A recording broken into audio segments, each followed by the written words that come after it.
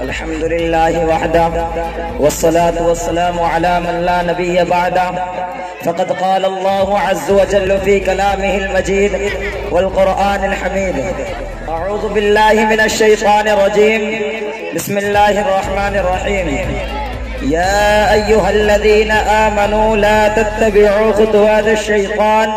ومن يتبع خطوات الشيطان فإنه يأمر بالفحشاء والمنكر وقال النبي صلی اللہ علیہ وسلم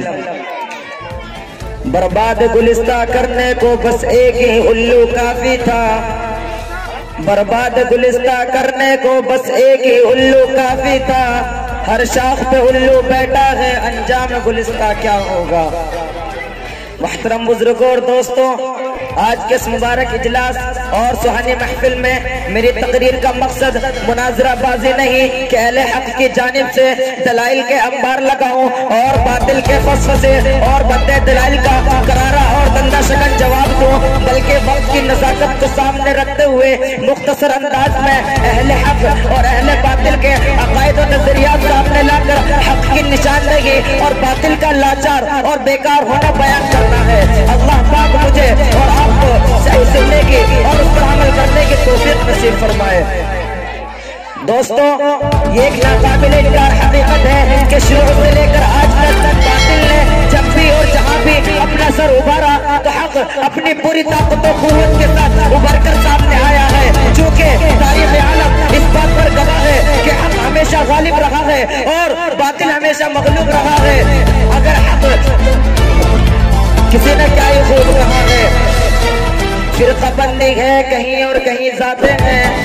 فرقہ بندی ہے کہیں اور کہیں ذاتیں ہیں کیا بننے کی زمانے میں یہی باتیں ہیں خداوند قدوس نے قرآن مقدس میں ارشاد فرمایا وجاء الحق وزهق الباطل کہ حق آ گیا اور باطل نے نابود ہو گیا چنانچہ باطل اگر نمرود کی شکل میں آیا تو حق ابراہیم خلیل اللہ کی شکل میں آیا باطل اگر فرعون کی شکل میں آیا تو حق موسیٰ کلیم اللہ کی شکل میں آیا باطل اگر کفار و مشرکین مکہ کی شکل میں آیا تو حق سرور کائنات محمد صلی اللہ علیہ وسلم کی شکل میں آیا باطل اگر دشمنان اسلام کی شکل میں آیا تو حق اللہ کے ببر شیر علماء حق کی شکل میں آیا نوجوان اسلام آج کے دور میں نئے نئے فتنوں کا سیلاب امڑ رہا ہے کوئی قرآن کو ناقص بتا کر تحریف قرآن کا قائل ہے تو کوئی حدیث رسول اللہ صلی اللہ علیہ وسلم کے انکار کا عقیدہ ہے کسی نے ختم نبوت جیسے مسلم عقیدے کا انکار کر کے نبوت اور رسالت کا دعویٰ کیا تو کسی نے آپ صلی اللہ علیہ وسلم کو خدائی اختیارات دے کر مسند کن فیکون پر بٹھایا کسی نے ائمہ اربعہ کی تقلید کو ناجائز اور حرام بتایا تو کسی نے آپ صلی اللہ علیہ وسلم کی شان اقدس میں گستاخی کر کے اپنی زبان گندی کی اور قلم کی روشنائی برباد کی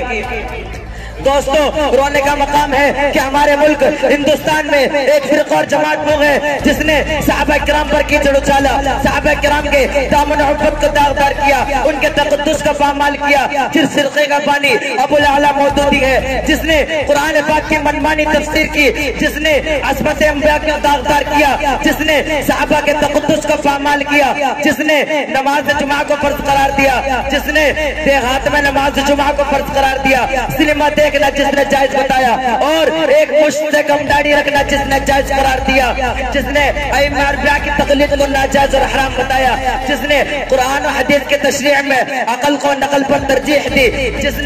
جس کا خود ساختہ نام جماعت اسلامی ہے جنہیں ہم اور آپ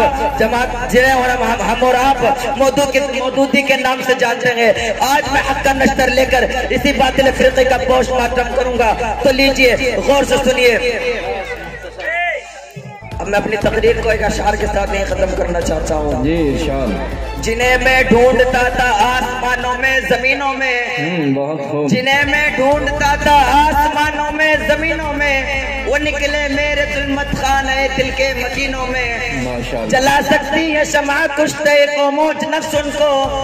جلا سکتی ہے شمع کشتے کو موج نفس ان کو الہی کیا چھپا ہوتا ہے اہل عشق کے سینوں میں نہ پوچھ ان خرقہ پوشوں کی ارادت ہو دیکھ ان کو نہ پوچھ ان خرقہ پوشوں کی ارادت ہو دیکھ ان کو ید بیضا لیے بیٹھے ہیں اپنی آستینوں میں. ناجا ظاہر پرستی پر اگر کچھ عقل و دانش ہے، ناجا ظاہر پرستی پر اگر کچھ عقل و دانش ہے، نظر آتا ہے جو سب سونا نہیں ہوتا. وما علینا الا البلاغ. جزاک اللہ، ماشاء اللہ.